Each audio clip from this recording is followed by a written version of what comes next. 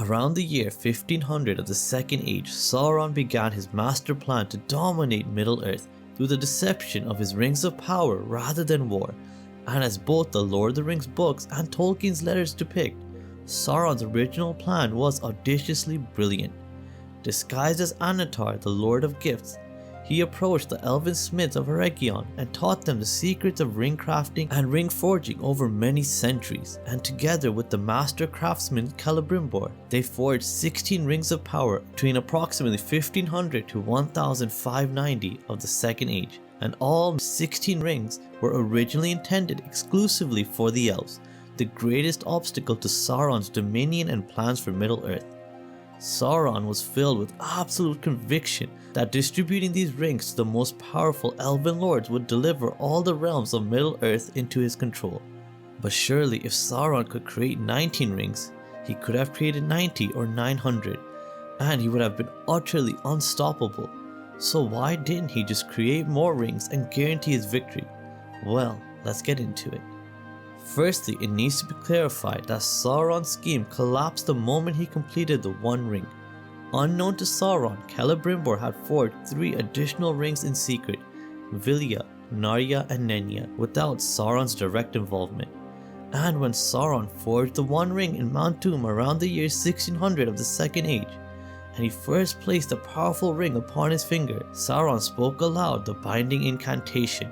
And at that precise moment, every elf wearing a ring of power immediately sensed his malevolent intent and removed their rings, denying Sauron his prize and secret attempts at conquest. Enraged, Sauron launched a war against the elves, sacking Eregion, torturing Celebrimbor to death, and seizing 16 of the rings, but the 3 remained forever hidden. With his primary targets now beyond reach, Sauron redistributed the captured rings as Plan B. 7 to dwarf lords and 9 to kings of men, creating the Nazgûl in the process. Simply put, Sauron was working with a scheme that had already catastrophically failed, and the magical constraints meant creating replacements was impossible within any time frame imaginable.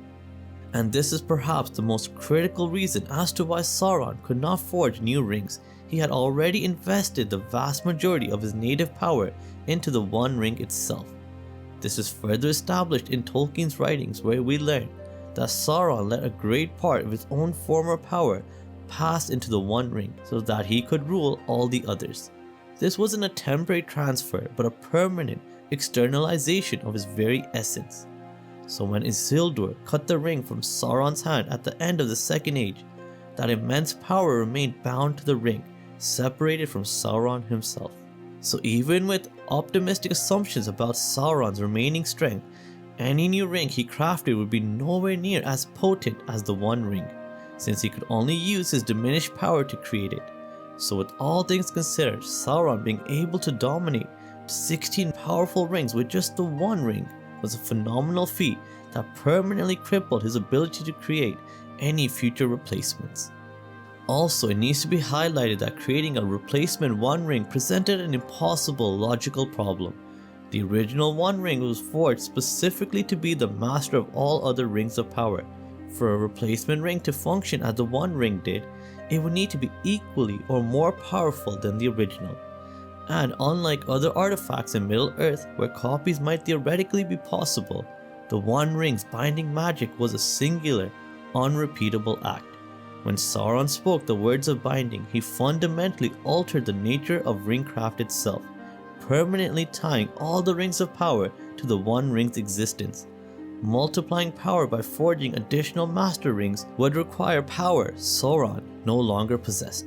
And lastly, it is crucial to understand that by the Third Age, Sauron was operating under catastrophic time pressures. Even if Sauron theoretically possessed enough residual power to attempt forging new rings, the process had originally required centuries of preparation, teaching the elves ringcraft, and then the actual forging between 1500 to 1600 of the Second Age, so roughly 100 years for the full project. Yet after losing the One Ring to Isildur, Sauron was diminished, hunted, and desperate. The Third Age was characterized by Sauron's singular obsessive focus on recovering the One Ring, rather than attempting new projects that would leave him even more vulnerable to his enemies. Sauron's calculation was sound. Recovering what was lost represented his only path to victory, and it nearly succeeded. So, there we have it. Sauron did not create replacement rings or new One Ring because he fundamentally could not. The convergence of insurmountable factors created a perfect storm. Catastrophic power investment with the majority of his essence permanently bound to the original One Ring. The Master Ring paradox requiring more power than he possessed. An unrepeatable binding magic and desperate strategic urgency with enemies mobilizing against him. These combined limitations meant that recovering the One Ring represented not a conservative choice, but his only viable path to victory, which is why it remained the key focus of Sauron's attention for the entirety of the Third Age. So I hope you found this glimpse into Sauron's limitations interesting and now have a better understanding of why Sauron could never forge replacement rings despite his desperate need for a new ring of power. So please share your thoughts about what other Lord of the Rings topics you would like for me to explore in future videos, but until next time, may the light of Erendil shine bright for you and guide your way. Thank you so much for watching and have a great day. Bye.